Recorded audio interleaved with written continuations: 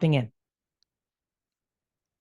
Hello, I am Deb Coviello, the Drop-In CEO. And as always, I am so grateful that you've joined us today for another episode where I have the distinct pleasure of speaking to the most amazing C-suite leaders who share their insights with you.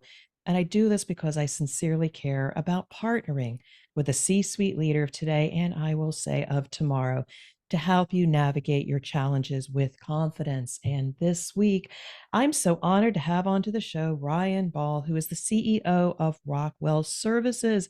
He is a lifelong serial entrepreneur with broad experience from a career in management consulting, mechanical engineering, film and media production, oh my, software development, brand creation development, and many others. And since taking over Rockwell Services, a now 16-year-old freight brokerage firm, he has focused on operational improvements as it relates to the logistics industry. Ryan, thank you for dropping in on the show. Deb, thank you for having me. I'm honored to be here. Uh, and for my listeners, first of all, Ryan, thank you for dropping in. My listeners, I am forever in pursuit of finding CEOs, C-suite leaders in the manufacturing industry. And obviously, logistics is all part of getting those products to our customers on time and in full. But he's a disruptor as well. And so I want to be able to showcase him as well as the work that he does. So if there's somebody out there who may be able to leverage his insights and services, I want you to reach out. But Ryan, I'm going to pass the mic over to you to share a bit about yourself. Yeah, no, thank you. I guess you talked about my background, but just to recap it a little bit so it makes sense linearly. I went to school for mechanical engineering, mathematics, and I worked in that space for a minute. Didn't really feel right for me. I pivoted to something that was more passion driven, which was the film industry, which turns out to have tons of challenges that are nowhere near the surface. And then I got back to being an entrepreneur again. I was always coming up with businesses and ideas and schemes when I was younger, going up through high school. I was starting companies and small businesses and even sold one at one point. But after film, I got sort of into the startup space and at the same time started consulting. And the consulting was just basically me doing legwork and diligence for side projects for people that had ideas and money, but they didn't really have time. And then that snowballed into me taking on a partner, and then us sort of getting into this strategic C-suite for hire fractional kind of thing. And then we were absorbed into another firm, and then I started my MBA, and I moved to a different firm that required a little less biz dev. And all at the same time that I'm doing that, I was doing a bunch of startups. We did tech software startups, kind of a logistics play, clothing logistics, brand creation. We had a interesting business model for a branding company, a whole bunch of other stuff. Things that for me, it's kind of been shots on goal. I'll have an idea and I'll say that's worth pursuing, and I'll just push it through until it's like, I think maybe this isn't going to work and move on. Some things I've kept around. And then after grad school, I set out on a search fund. So I organized some LPs to help me do a leveraged buyout of an established business that didn't have a succession plan. That took 2.5 years. I looked at 36 deals. I really liked logistics early on. It checked a lot of the boxes that I liked. But mostly I was looking for something that was necessary. I had the convenience of perspective from COVID, so I could look at financials to see how they were affected by that. If you can make it through COVID, you're probably pretty recession proof. And as it turns out, logistics is one of the most necessary and oldest industries. And it's kind of hidden in plain sight in a lot of ways. People see, 18-wheelers on the highway and they seem like more of a convenience, but in reality, those highways were kind of built for them. So it's been eye-opening and really, really interesting being on the inside ever since. Very interesting. And you've been all over the place, but I'm going to try to pick this apart because I want to deeply understand you as a person. So you're obviously a creative, an entrepreneur. You have the courage to try out different things, but you took your first career path into engineering. Talk to me about that. Why Uh, engineering? But then everything else since then has not been engineering. yeah, I seem to excel on across the board growing up in school. From the things that people would say are right brain or left brain, I could do both of them. Mhm. But the more practical route seemed to be the science and math, engineering uh, direction. And I was very good at that. I was very intuitive from a mechanical perspective. So I could take things apart and figure out how they work. 12 years old, and I'd fix like my things that my dad had given up on. I'm like, oh, well, like what's to lose here? And I'd figure it out. And I was always tinkering with stuff. And it just seemed to make sense to me. So I think, for someone who maybe quite doesn't understand what to do with someone that has like a heavy right and left side. I don't even know if that's actually practically the correct description of it, but that's how people talk about it. I think the thing that made the most sense was to channel it towards engineering and mathematics. And I had scholarships to a few different schools. I visited a few, and I really liked SMU, and I went for that. And yeah, it just seemed to make sense. It was a practical degree to earn that maybe gave me some diversity. And early on, I didn't really enjoy it. And we can get into that if you want. I just don't think it was for me. I thought I was going to be like Doc Brown building a time machine out of a sports car, not a guy making a switch on a massive industrial system. It just wasn't quite as like broadly creative as I was hoping it would be. So what I gleaned from that, and you're so similar to me because obviously I started out very creative myself, always creating something, cooking, arts and crafts, dancing, singing, entertaining others, what have you. But then I went in a practical route and I was good at it. But I think the takeaway for people is just because we start out one place doesn't mean we're stuck there. If we have inklings, passions for others, have the courage to pursue them. But I'm going to ask you again now, how the heck did you get into film and media?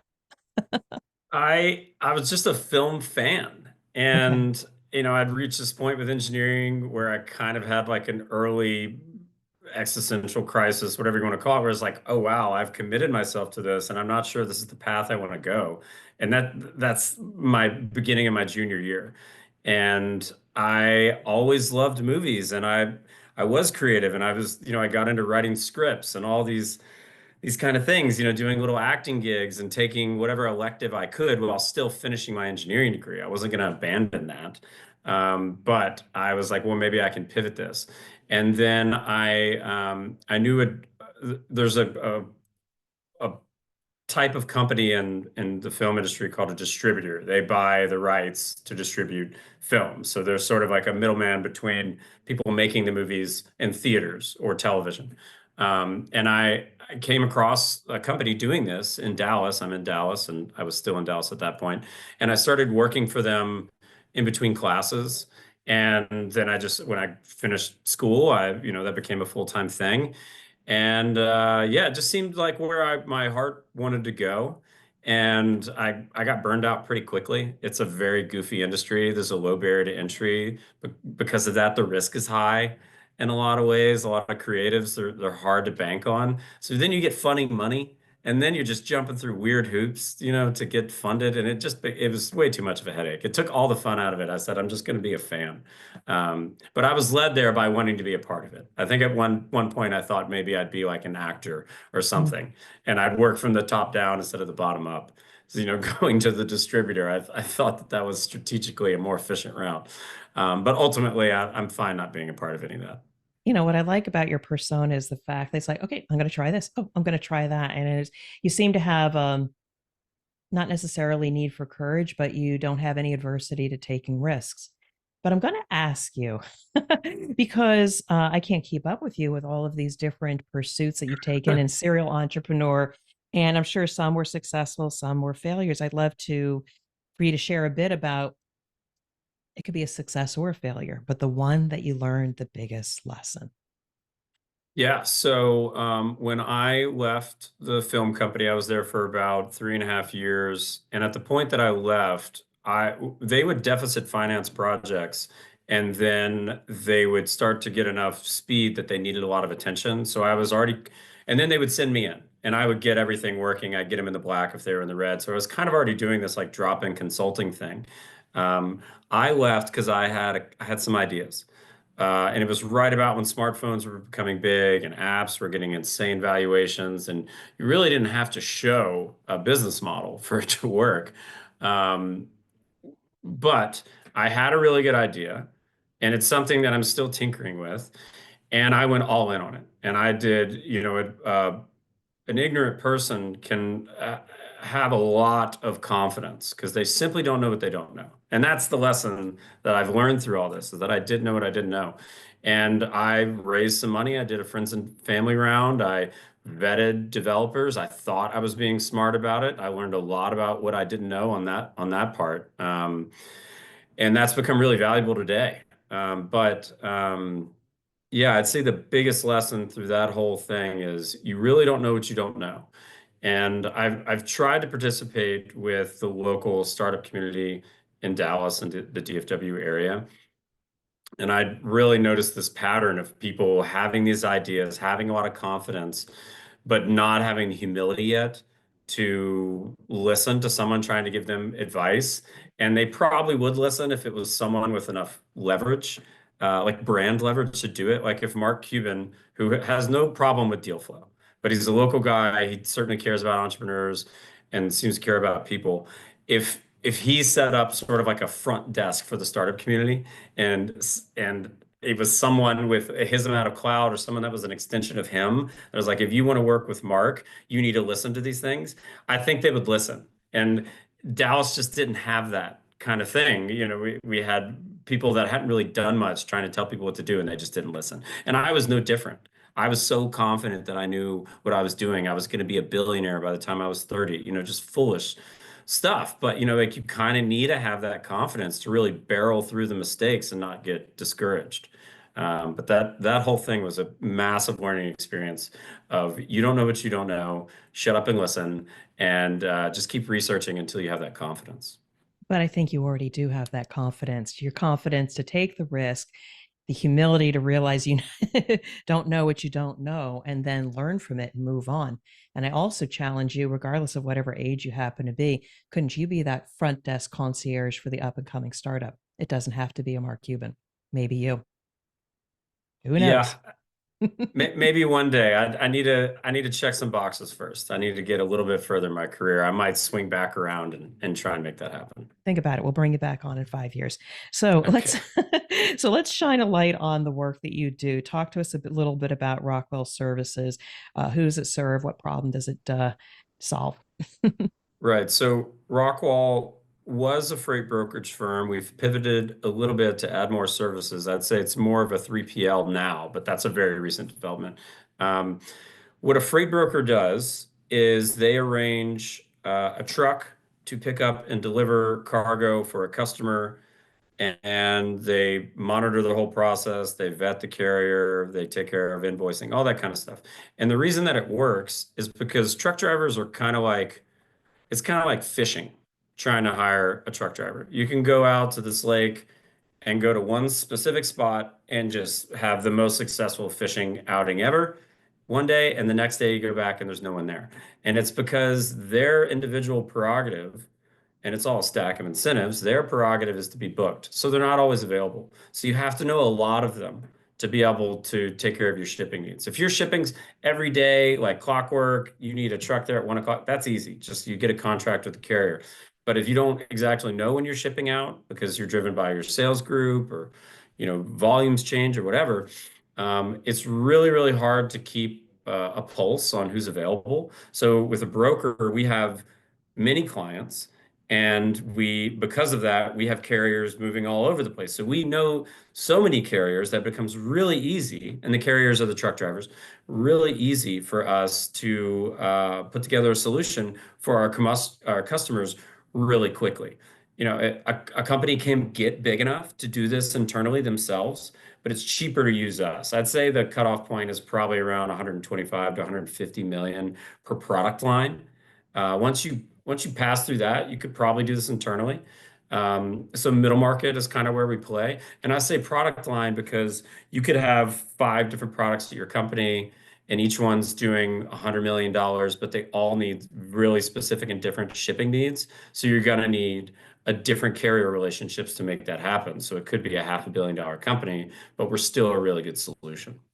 So then how does that pain manifest for that company that may not have a fully evolved internal logistics company? What are they feeling? If they're trying to do this on their own without a broker, they're probably having a massive headache of not knowing how to hire drivers and not how to deal with that. And if you're dealing with brokers, there's a very wide range of quality from what I've seen. And this, I mentioned the film industry had a low barrier of entry. This kind of has a low barrier of entry too. It doesn't take much you just have to get your commercial driver's license to be a driver, and to be a broker, you just have to fill out some paperwork and you're a broker. And I think there's probably a lot that are trying to get into the industry. There's maybe 29,000 registered brokers in the country. And there's a lot of attrition on that number. And that number 10 years ago was probably only 21,000. But, population growth, that's probably fair scaling. So it's, the quality really ranges. You get a lot of promises up front from a broker, and then you'll eventually find out that they can't keep those promises. So finding a good one can be a challenge. So then what is the impact for somebody that's sought your services? What's been the impact to their business or to their customers as a result of engaging with you that seems to have more agility and knowledge than them? What's been the impact? Well, I'd say communication is a big part. We communicate very heavily. Our goal is to tell you something before you have to ask for it.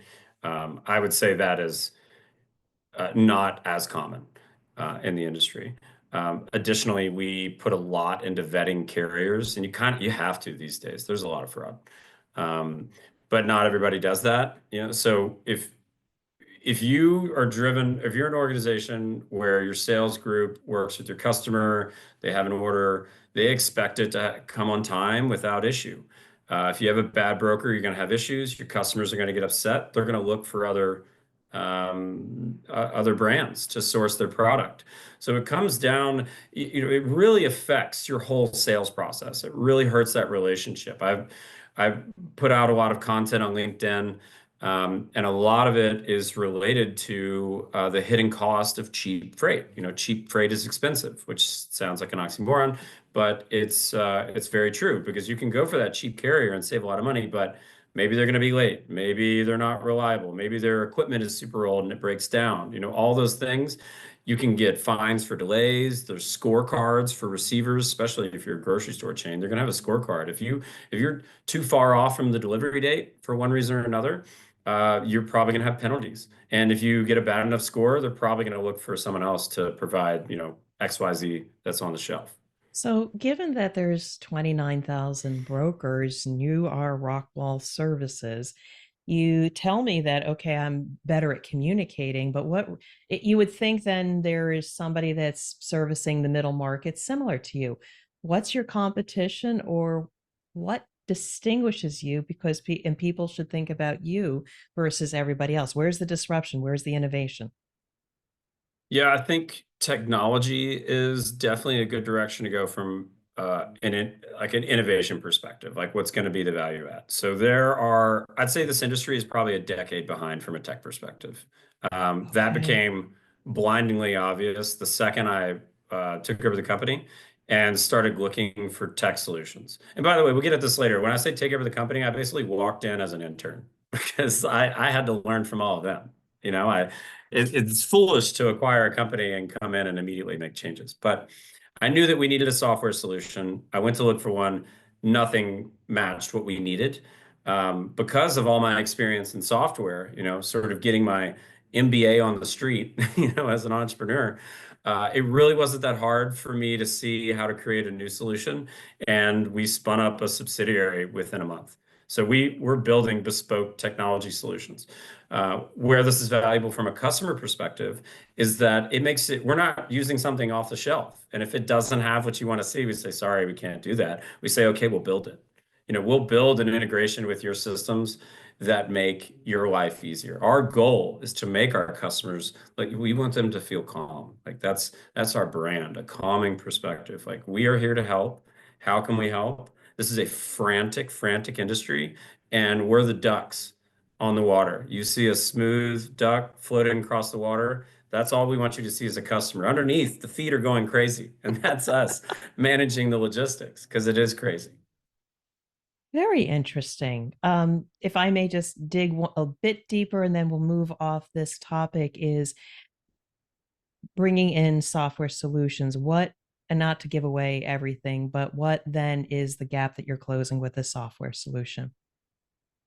Well, there are solutions in the market that do a lot of the things that we're building, but they don't do everything. Okay. So it just wasn't the as comprehensive. Also, a lot of the solutions seem, and this isn't really giving away a secret necessarily, but they seem to be digitizing the process instead of improving it. Innovation is reducing transaction cost, and you would have to pay for the software solution, and it potentially takes longer than it would have to have done this manually by using that technology solution. So you've increased your transaction costs both from the time of your team member to do it, and then also you're licensing the software. And all the software in this industry is extremely expensive. Okay. So very helpful. So you've been in this company now. It says, did you walk in 2023? Is that when It you was started November work? 2nd of 2023 was my first day. Okay. What drew you to this? Were you invited in? Did you just look at it and say, I want to learn everything and I want to be the CEO of this company? I think I missed that. How Yeah, did you engage so with it? I mentioned I started a search fund. So what a search fund is you basically put together a group to help you buy out a business that doesn't have a succession plan. And to put it casually, it's like, hey, I'm the son you never had. I'm gonna walk in here and do some MBA type stuff, bring your company into the future and take care of your brand and the people, your employees that you have here. So there's certainly a comfort in that from the seller's perspective. Obviously, they want to sell. They're done. They want to retire. They've built this thing. They either shut it down or they hand it off. And that whole process, I could talk about that for 2 hours if you just wanted to have a search fund episode. It's more people should be looking into it because all the baby boomers are retiring, and there's all these like necessary businesses. But my whole search criteria was I wanted to find something necessary, something that's not too subject to regulation. Healthcare is not something that I was interested in. Oil and gas is a little too volatile. But things that are necessary that simply are not being looked at. Private equity, I don't think has looked as hard at logistics as they have other industries, and where they have looked, they haven't had success. So I saw this as, okay, here's something that's necessary. Here's something that could be brought into the future a little bit. And I am a value add person. The whole, you're talking about being a creative person. My creativity is applied towards innovation. And, part of that's the engineer in me. So I see a way of doing things as potentially a problem that could be improved. So I'm always looking for process improvement. So I knew whatever I went into, I would be able to add a lot of value. And I came across a logistics play really early in my search, which again took 2.5 years. And I thought, wow, I think I could add a lot of value in this industry. So I kept, that one didn't work out. I kept looking, this came up. I didn't even know what a freight broker was. And I learned really quickly. Consulting taught me that. Doing management consulting, I did a lot of Fortune 50 management consulting. You have to drop in, figure out what's going on, and add value really quick.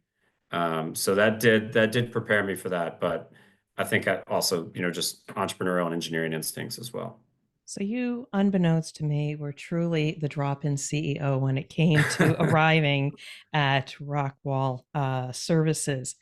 And so as I think about the people out there, because I know a lot of flavor, fragrance, food companies, small and medium-sized companies, they've been clients of mine. I've been trying to have them be clients of mine.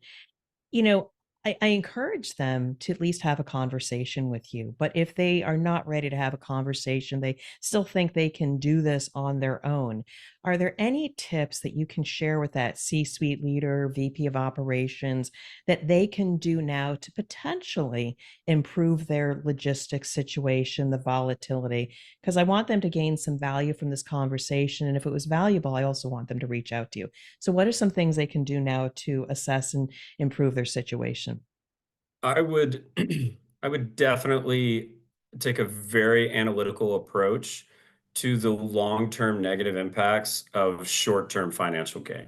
And I would say that to every person on this planet, because as human beings, we seem to be very short-sighted from a financial perspective. But what I was alluding to earlier with cheap freight is expensive, those cheaper solutions could potentially have unintended consequences. And you really need to focus on that. You want to focus on the stakeholder experience of your sales team. Like where could the negatives come back to bite you?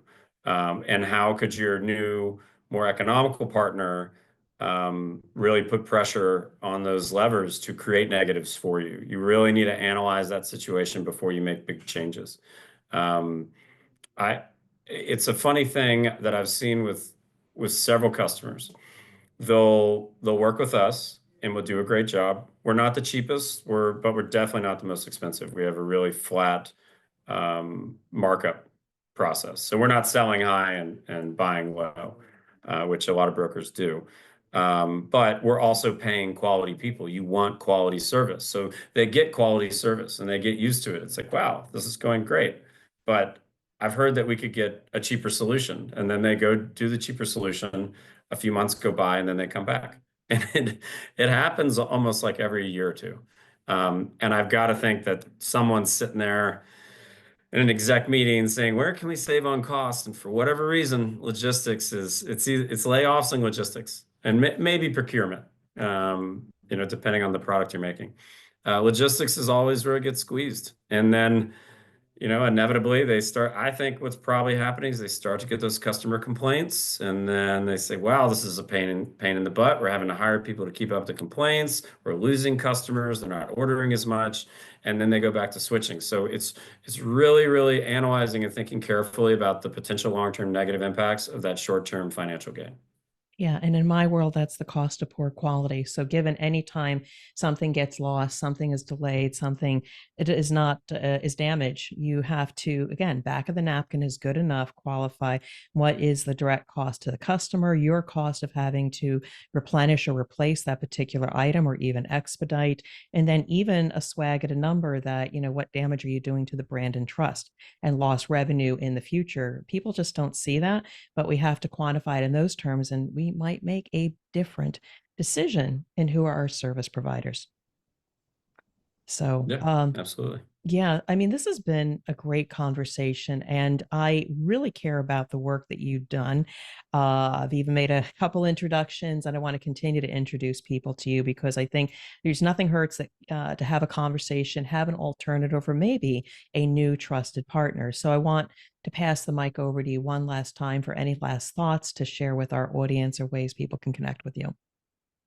Yeah, LinkedIn is, you can always reach out with a lot of companies that I approach. I try to have a value driven model, like a law. I'm a big fan of loss leaders. Like give something away, show that you know what you're talking about. I have a newsletter where I try to point out these pitfalls of issues that you might have. Whether it's me or someone else, I would just encourage you to listen to people in the industry.